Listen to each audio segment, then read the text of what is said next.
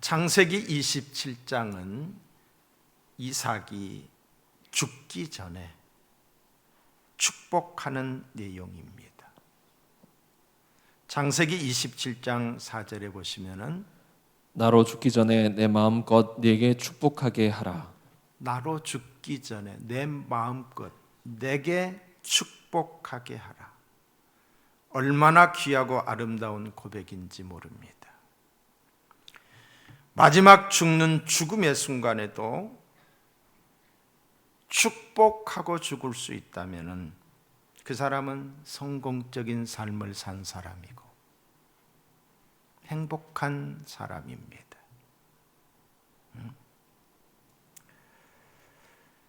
이삭은 죽기 전에 아들들에게 축복을 선포합니다.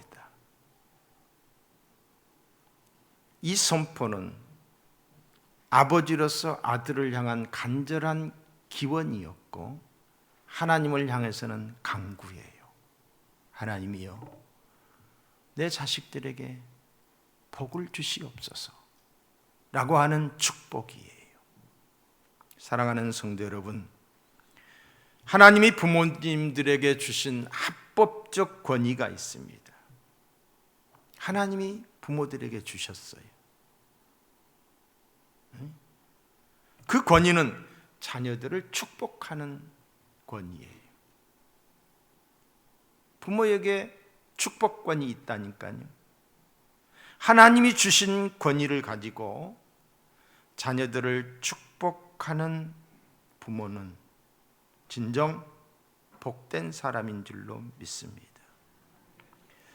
축복하기 위해서는, 여러분, 축복이라는 게 뭐예요? 복을 빈다는 거죠. 축복하기 위해서는 내가 축복자가 돼야 돼요. 복을 빌 수 있는 자가 돼야 된다는 거지요. 그렇다고 한다면 축복자가 되기 위해서는 어떻게 해야 되느냐? 복의 근원이 되시는 하나님을 경외하고. 왜? 복은 하나님이 주시는 거니까. 나는 복을 빌 따름이니까. 복의 근원이 되시는 하나님을 경외하고 기도하는 부모가 되어야 됩니다. 그래야 내가 축복한 것이 자녀들에게 복이 되는 거예요. 내가 아무리 축복해도 내가 축복자가 아니면은 자녀들에게 복이 되지 않는 거예요. 하나님께서 지도자 모세에게 말씀하셨어요. 너는 제사장들에게, 아론에게, 지금으로 말하면 목회자들에게 이렇게 축복하게 하라. 자, 민수기 6장 22절로 27절이에요.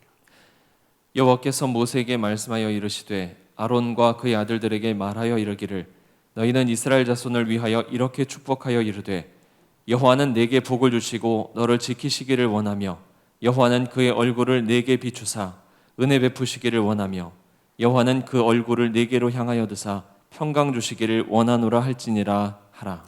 원하노라 할지니라 하라. 이렇게 하라는 거예요. 누구에게?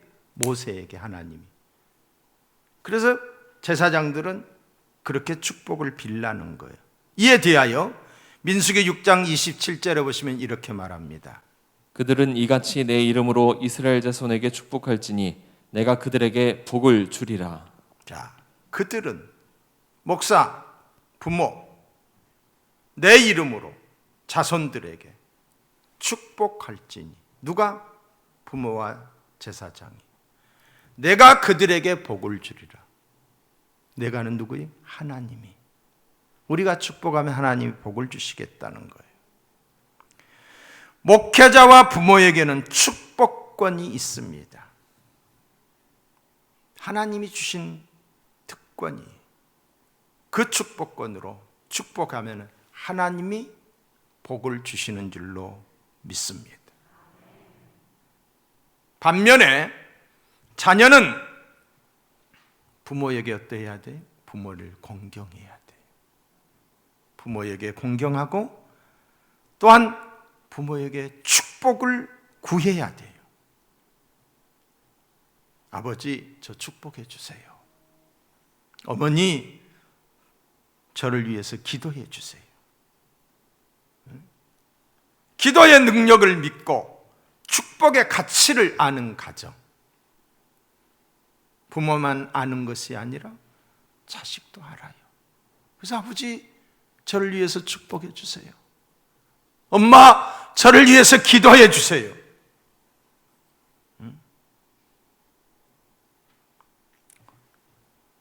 자녀가 알아야지요. 우리 엄마는 기도하는 엄마, 우리 아빠는 축복할 수 있는 아빠. 그래야 자녀가 그걸 바르게 받아들이는 거지. 근데 부모가 자식이 볼 때에 축복할 만한 자격이 안 돼. 근데 아빠가 이리 와라, 축복기도 해줄게. 그러면 아빠 왜 이래요? 아빠 왜 이래요? 이렇게 나오는 거예요. 전혀 축복자가 아니기 때문에. 여러분의 가정이, 부모는 축복할 수 있는 자격이 있고, 또한 자녀들은 그 축복을 화면으로 받아들일 수 있는, 축복을 사모하는, 축복해 주고 축복을 사모하는 임마누엘 가정들이 되시기를 주님의 이름으로 축원합니다. 아버지 이삭은 나이가 많아서 눈이 어두워지고 기력이 쇠잔하게 되었습니다. 내가 하나님 앞에 살 날이 얼마 남지 않았구나.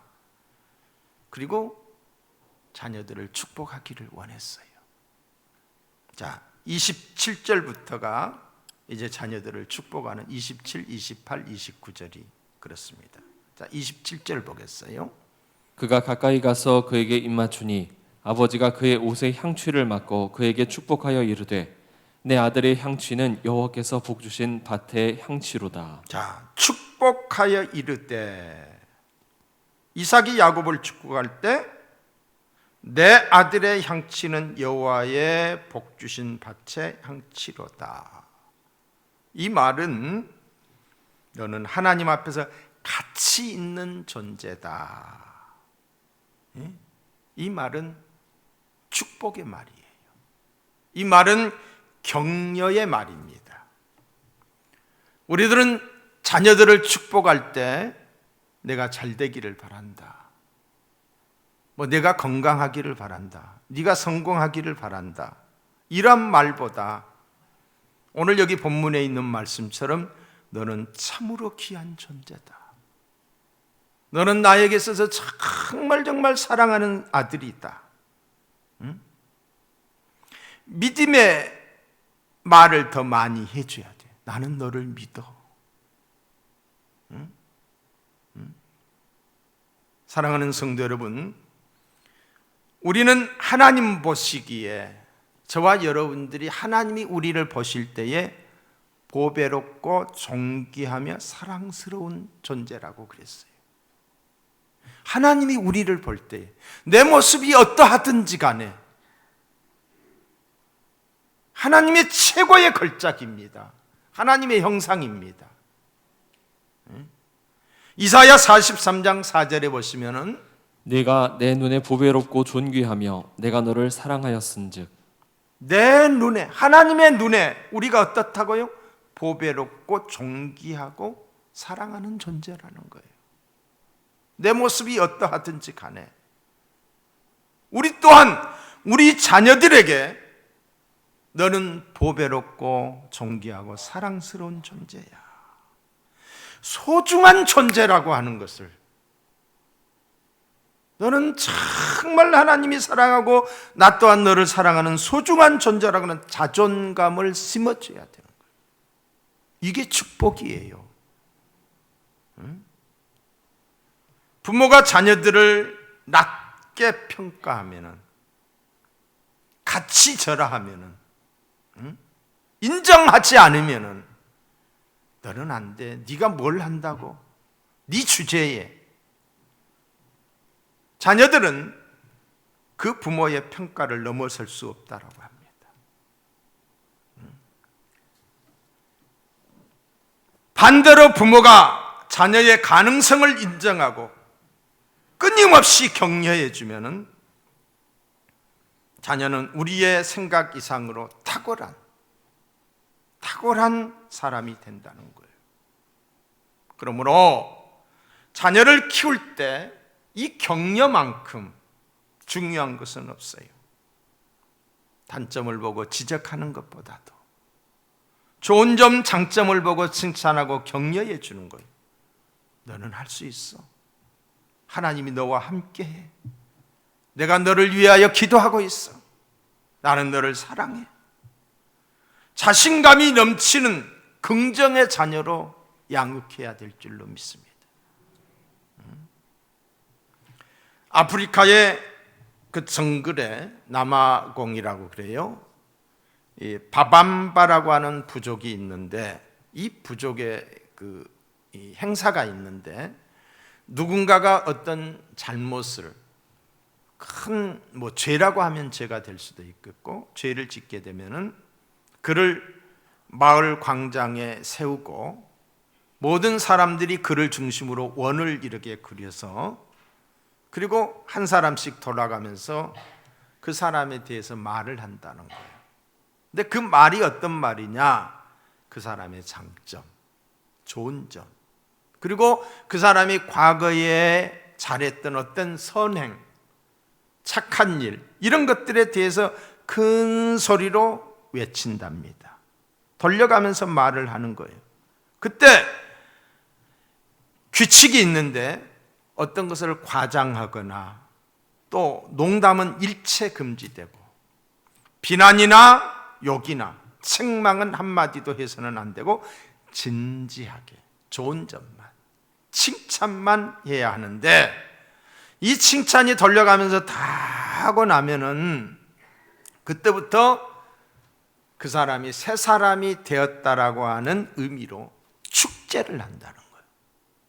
이 사람은 이제 좋은 사람이 되었다. 벌을 주는 것이 아니라. 그러면 그 다음부터는 정말 그 사람이 새 사람이 된다는 거예요. 그래서 그 부족사에서는 범죄가 거의 없다라고 그래요. 격려해 주는 거지요. 사람의 진정한 변화와 발전은 비판과 지탄보다는 칭찬과 격려를 통하여 이루어집니다. 그러므로 우리는 자녀와 이웃을 힘써 격려해야 될 줄로 믿어요.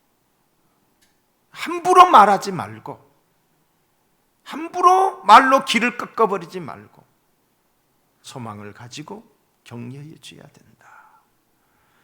여러분, 미국의 게리 스멜리라고 하는 유명한 상담가가 있습니다. 그분의 글 중에 보면 이런 글이 있어요. 자신이 어릴 적에 엄격한 할아버지와 함께 살았는데 어느 날 큰 실수를 했어요. 잘못을 했어요. 근데 할아버지가 매를 때렸어요. 매를 맞았어요. 근데 그 할아버지가 너무너무 미웠어요.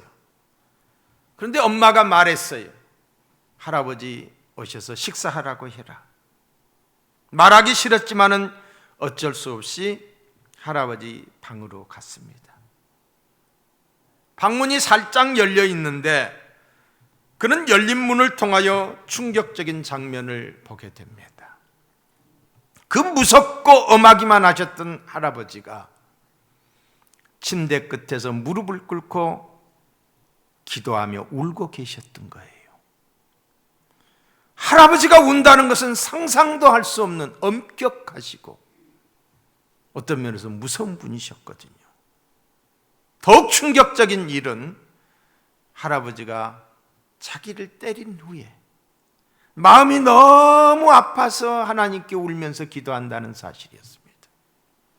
자기를 위해서 눈물을 흘리며 기도하고 있다는 것이었어요. 나중에 할아버지가 나오면서 꼭 안아주면서 내가 너를 때리면은 할아버지의 마음도 너무너무 아프단다. 나는 너를 언제나 사랑하고 자랑스럽게 생각한단다. 너는 앞으로 하나님께 귀하게 쓰임받을 거야. 내 앞날에 항상 하나님의 은혜가 넘치기를 할아버지는 늘 기도한단다. 게리 스멜리는 말하기를 자기 인생을 가장 복되게 하신 이가 바로 그때 할아버지의 축복의 말씀이었고, 그 축복의 말 한마디와 그 축복의 기도가 오늘의 자기가 있게 되었다라고 기록하고 있습니다. 격려해 줘야 돼. 격려. 자녀들이 길을 꺾어버리면 안 되는 거예요. 두 번째로 이삭의 축복 기도입니다. 28절을 보세요. 하나님은 하늘의 이슬과 땅의 기름짐이며 풍성한 곡식과 포도주를 내게 주시기를 원하노라. 하늘의 이슬과 땅의 기름짐, 위로부터 내리는 하늘의 복을 말하는 것입니다. 본래 이 팔레스타인 땅에서는 비가 거의 내리지 않는 메마른 광야와 같은 곳이에요.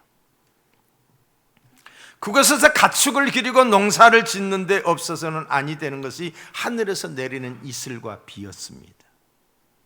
새벽에 내리는 이슬 때문에 식물들이 살아나고 곡식들이 열매를 맺게 되는 것이요.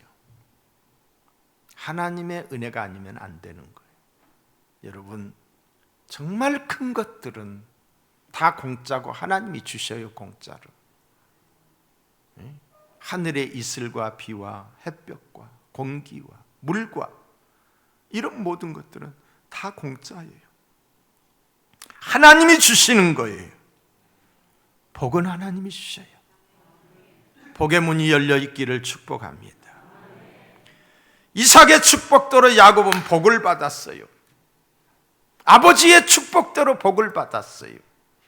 창세기 30장 43절에 보시면은 야곱이 매우 번성하여 양떼와 노비와 낙타와 나귀가 많았더라. 엄청난 거부가 된 거예요. 부자가 된 거예요. 기도대로. 여러분, 우리 기독교인들 가운데는 재물을 부정적으로 보는 시각을 가지고 있는 분들도 계셔요. 왜? 주님의 가르침 때문에. 주께서 말씀하셨어요. 누가복음 16장 13절. 재물을 하나님과 겸하여 섬길 수 없다. 하나님보다 더 사랑해서는 한다. 두 주인으로 이야기하면서 왜? 사람들이 재물을 더 의지하고 재물을 더 사랑하고 물질을 사랑함이 돈을 사랑함이 일만하게 뿌리라고 했는데 하나님보다 돈을 더 사랑하기 때문에 재물을 하나님과 겸하여 섬길 수가 없다고 그랬잖아요. 또한 마가복음 10장 25절에 보시면은 재물이 있는 자는 천국에 들어가는 것이 낙타가 바늘기로 들어가는 것보다 힘들다. 재물이 있는 자는 왜? 물질을 더 하나님처럼 섬기니까. 이런 말씀들은 어떤 물질의 그 위험성, 부자가 되면은 하나님을 인정하지 않는 그런 속성 때문에 말씀을 한 것이지 물질이 결코 악하다는 것은 아닙니다.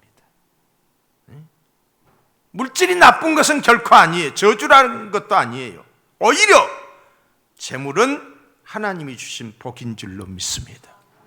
그게 바로 아브라함도 그렇고 이삭도 그렇고 오늘 본문의 야곱도 모두가 당대의 거부였어요. 어떻게 해서? 하나님이 복을 주셨어. 할렐루야. 역대상 29장 12절에 보시면은 부와 귀가 주께로 말미암고 또 주는 만물의 주제가 되사 손에 권세와 능력이 있사오니 모든 사람을 크게 하심과 강하게 하심이 주의 손에 있나이다. 부와 귀가 주께로 말미암는다고 그랬어요. 크게 하심과 강하게 하심이 주의 손에 있다고 그랬어요. 할렐루야. 하나님의 손에 있어요. 부와 귀를 하나님이 주신다고 하셨습니다. 저는 우리 교회의 성도님들이 복음을 위한 청부가 되기를 원해요. 깨끗한 부자가 되기를 원해요. 복음을 위한, 목적 없는 부자가 아니라 복음을 위해서 수단과 방법을 가리지 아니하고 긁어 모으는 그런 부자가 아니라 깨끗한 부자, 청부가 되기를 주님의 이름으로 축원합니다. 자, 29절을 보겠어요. 만민이 너를 섬기고 열국이 내게 굴복하리니. 만민, 너를 섬기고 열국이 내게 굴복하리라. 우리가 하나님의 말씀대로 순종하고 그 말씀대로 살 때에 하나님은 세계 모든 민족 가운데 뛰어나게 하실 것이라고 이미 약속하셨어요. 하나님의 말씀대로 살면은 신명기 28장 1절에 보시면은 내가 내 하나님 여호와의 말씀을 삼가 듣고 내가 오늘 내게 명령하는 그의 모든 명령을 지켜 행하면 내 하나님 여호와께서 너를 세계 모든 민족 위에 뛰어나게 하실 것이라. 내 하나님 여호와께서 세계 모든 민족 가운데서 뛰어나게 하실 것이라. 어찌하면은 여호와의 말씀을 삼가 듣고 오늘 내가 명하는 모든 명령을 지켜 행하면 저는 확신합니다. 말씀대로 믿고 순종하는 자에게 약속대로 된다는 것을 확신합니다. 그런데 문제는 우리가 그렇게 살지 않는다는 거예요. 그러면서 막연한 복만 기대하는 거예요.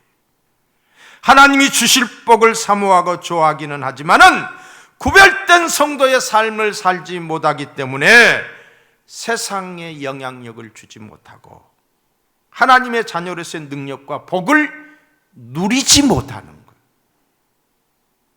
말씀에 순종하며 살 때에 세계 민족 가운데 뛰어난 복을 주시는 줄로 믿습니다. 만민이 너를 섬기고 열국이 내게 굴복하리라. 자, 29절 다시 봅니다. 내가 형제들의 주가 되고 내 어머니의 아들들이 내게 굴복하며. 내가 형제들의 주가 되고, 바로 위에서는 만민이 너를 섬기고 열국이 이런 단어를 썼는데 그 밑에는 형제들의 주가 되고 내 어머니의 아들들이 내게 굴복하며, 내 형제들의 주가 되고 내 어머니의 아들들이 내게 굴복하리라고 하는 것은 가장으로서의 권위를 주시겠다는 거예요. 야곱은 가장으로서의 권위, 다시 말해서 장자권을 가지게 된 거예요.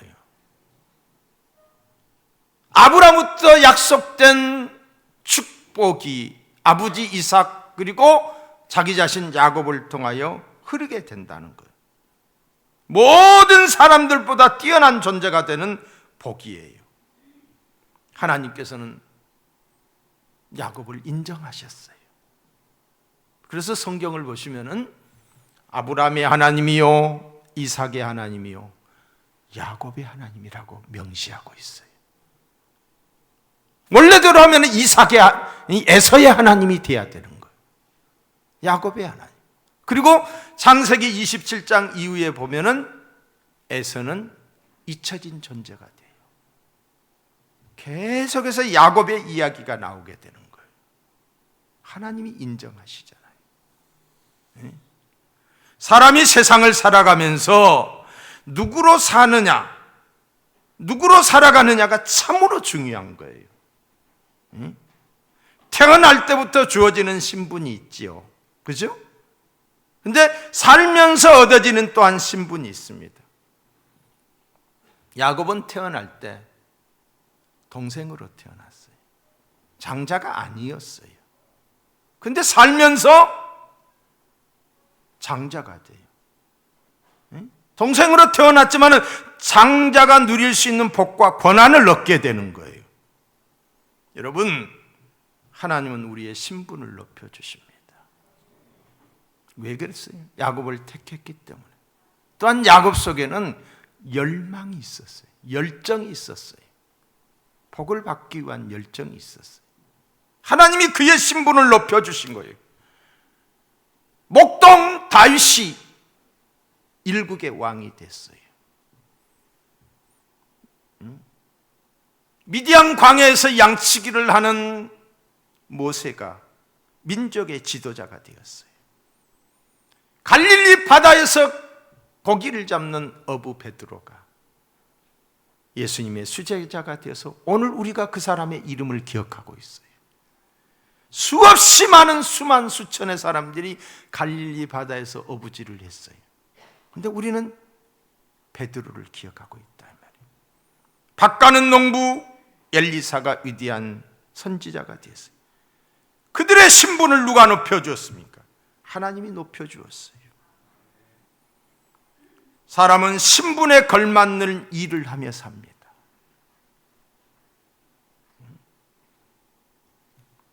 시장이 되고 구청장이 되고 대통령이 되면 인사권이 주어져요. 인사권. 결재권이 주어져요. 모든 돈을 쓸 수 있는 결재권이 주어지는 거예요. 또한 인정을 받고 존경을 받으며 삽니다. 존귀한 신분을 가지고 살아가는 것은 축복이에요. 할렐루야. 우리 성도들이 존경받는 신분으로 살아갈 수 있기를 주님의 이름으로 축복합니다. 지도자가 되는 것은 하나님의 말씀대로 순종하는 인격적인 사람에게 주시는 축복이에요. 미국의 라이딩스 메가버라고 하는 사람이 미국의 역대 대통령들을 분석 연구했습니다. 그리고 써낸 책이 위대한 대통령, 끔찍한 대통령이라는 제목하에 책을 썼어요. 그 책에 보면은 대통령들이 가져야 될 5가지 덕목을 열거했는데, 첫째는 지도력, 둘째는 위기관리 능력, 셋째는 정치력, 그리고 넷째는 인사관리 능력, 그리고 5째는 신앙심으로 나누어서 연구를 했습니다. 누가 가장 좋은 점수가 나왔느냐? 첫째는 아브라함 링컨이었어요. 둘째는 프랭클린 루즈벨트였고, 그리고 세 번째가 조지 워싱턴이었어요. 이 세 사람들에게 가지고 있는 공통점이 2가지가 있었어요.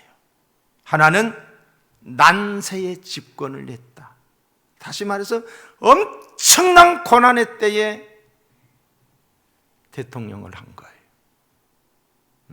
독립전쟁이 있었고, 남북전쟁이 있었고, 그리고 경제 대공황이 있었고, 2차 대전이 있었던 거예요. 그때 그들은 어떠했느냐? 그 난세에 지도력을 발휘한 거예요. 위기관리 능력이 있었던 거예요. 아무런 문제가 없을 때 그냥 지나가면 되는 거지요. 둘째, 그들의 공통점이 뭐였느냐? 그들은 한결같이 기도하는 대통령이었어요. 하나님을 인정하는 대통령이었어요. 어려울 때 하나님의 도우심을 구하는 대통령들이었어요. 또 한 가지는 그들의 집무실에 항상 성경이 펼쳐 있었어요. 하나님의 말씀대로 나라를 치리하려고 했고, 하나님의 뜻을 쫓아 대통령의 사역을 감당하려고 했던 거예요. 하나님이 축복하신 줄로 믿습니다. 사회적 신분보다 더 중요한 신분이 있습니다. 그 신분이 뭐냐? 그거는 하나님의 자녀라는 거예요. 할렐루야. 하나님의 자녀됨의 신분, 천국 시민의 신분이에요. 요한복음 1장 12절의 말씀을 보시면은, 영접하는 자 곧 그 이름을 믿는 자들에게 하나님의 자녀 되는 권세를 주셨으니, 영접하는 자, 곧 그 이름을, 예수 그리스도를 나의 구주로 믿는 자들에게 하나님의 자녀가 되는 권세를 주셨으니, 우리는 하나님의 자녀예요. 할렐루야. 에베소서 2장에 보시면 어둠의 자녀들이라고 그랬어요. 근데 예수 그리스도를 믿음으로 말미암아서 우리는 하나님의 자녀가 돼서, 이는 복 중의 복입니다. 최고의 복입니다. 천사도 흠모하는 복입니다. 천사가 부러워하는 축복이에요. 하나님의 자녀라니까. 우리는 나는 하나님의 자녀라고, 내 모습이 참 부끄럽기 짝이 없지만은 나는 그래도 예수 그리스도를 나의 구주로 믿어 하나님의 자녀가 됐다는 자긍심이 있어야 돼. 자존감이 있어야 돼. 그래야 하나님의 자녀다운 삶을 살게 되는 거예요. 그래야 하나님의 자녀로서의 구별된 삶을 살게 되는 것입니다. 나는 하나님의 자녀다. 할렐루야. 하나님은 나의 아버지다. 아버지. 하나님이 아버지예요. 뿐만 아니라 교회에서 받는 직분 또한 하나님이 주신 복입니다. 하나님이 주신 거예요. 하나님이 주신 집사, 권사, 장로, 교사, 찬양대원, 하나님이 주신 직분이. 바울은 복음 전도자의 신분으로 사는 것을 세상의 권세나 명예보다 더 귀하게 여겼어요.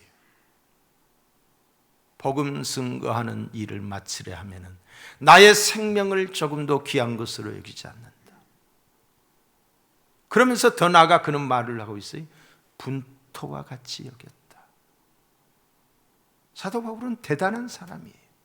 당시에 로마의 시민권을 가지고 있었어요. 당시에 최고의 학부, 최고의 대학을 졸업한 사람이에요. 정통 유대인이에요. 8일 만에 할례를 받고 바리새인 중에 바리새인이었어요. 가만히 앉아 있어도 장래가 보장되는 사람이었어요. 그런데 왜 그걸 다 버렸어요? 그걸 왜 다 분토와 같이 여겼어요? 내가 받은 직분이 너무 크기 때문에. 나의 생명을 조금도 귀한 것으로 여기지 않는다. 신령한 직분의 가치를 깨달았기 때문에 교사로, 집사로, 장로로, 목사로 교회를 섬기는 여러 직분을 하나님이 내게 주신 최고의 축복으로 알고 이 직분을 귀하게 여기는 자가 되었던 것이, 저와 여러분도 내가 받은 직분을 귀하게 여기시기 바라요. 하나님이 주신 직분을, 나는 집사다라고 하는 이 자존감이 있어야, 나는 장로 목사라고 이게 있어야 되는 거예요. 그런데 에서와 같이, 에서가 어땠어요? 장자의 명분이 뭐가 그렇게 중요하냐? 같이 절하했어요. 소홀하게 생각을 했어요. 관심이 없었다 이 말이에요. 뭐 집사가 되냐? 집사 되면 부담만 되지. 그냥 교회 왔다 갔다 신앙생활 하지. 여러분, 부담되지 않는 게 어디 있어요? 거룩한 부담이 있어야 되는 거예요. 거룩한 부담. 그게 축복이에요. 여러분, 에서와 같은 사람이 되지 마시기를 바랍니다. 주의 일을 사모하고 직분을 감당하세요. 기왕이면 상 받기를 사모하세요. 상 받기를 사모하는 것이 하나님이 기뻐하는 믿음이에요. 믿음이 없이는 하나님을 기쁘시게 못하느니 하나님께 나아가는 자는 반드시 그가 계신 것과 상 주시는 이심을 믿어야 할지니라 그랬어요. 이왕이면은 내가 받은 직분이 복이 되고 상이 돼야지, 책망이 되고 심판거리가 돼서는 아니 된다 이 말이에요. 고린도전서 9장 27절에 보시면은 운동장에서 다름질하는 자들이 다 달릴지라도 오직 상을 받는 사람은 한 사람인 줄을 너희가 알지 못하느냐? 너희도 상을 받도록 이와 같이 다름질하라. 아멘. 여러분, 하나님은 절대평가에서 상을 줘요. 100명이 달렸으니까 그 중에서 한 명만 주는 것이 아니라 절대평가예요. 100명이지만 다 같이 100명이 다 상을 받을 수 있는 거예요. 뭔가 하나님 보시기에 잘한 모습이 있기 때문에. 상 받는 저와 여러분 되시기를 주의 이름으로 축복합니다.